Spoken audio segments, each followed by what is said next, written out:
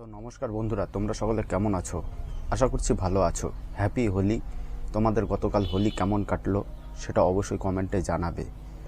আর তোমাদের মনে প্রশ্ন জাগছে হয়তোবা যেখানটা কি হয়েছে।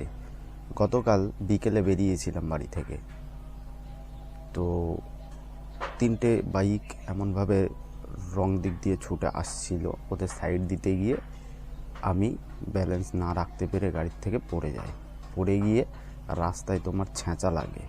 এই যে জায়গাটা দেখা যাচ্ছে, এই ছেঁচার জন্য এই জায়গাটা এরকম হয়েছে। তারপর হাতের এই জায়গায় লেগেছে, এইখানে আছে, পায়ে। সেরকম বেশি ভারী কিছু হয়নি, খালি তোমার ঘষা খেয়েছি এই।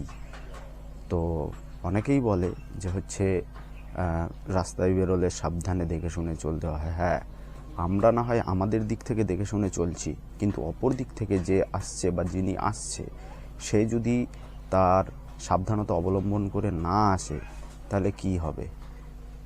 আমি নিজে সাবধান থেকে তো ঠিক থাকতে পারবো না। এই জিনিসটাই গতকালকে আমার সাথে হয়েছে। তাই বলবো, তোমরা যারা রাস্তায় চলছো বা গাড়ি নিয়ে বেরোচ্ছ অবশ্যই সাবধানে চলবে, দেখে শুনে চলবে। তবুও বিপদ কখন আসে কেউ বললে বোঝাতে পারে না, আর বিপদ বলে আসে না, না বলেই আসে। তাই সকলকে বলবো, তোমরা যারা বাইক চালাচ্ছ, সাইকেল চালাচ্ছ, অবশ্যই চোখ কান দিক খোলা রেখে চলো, এবং রাস্তায় চলতে গিয়ে কারোর যেন কোনো ক্ষয়ক্ষতি না হয়। আর খুব সাবধানেই থাকতে হবে, আমাদের বুঝে শুনেই চলতে হবে।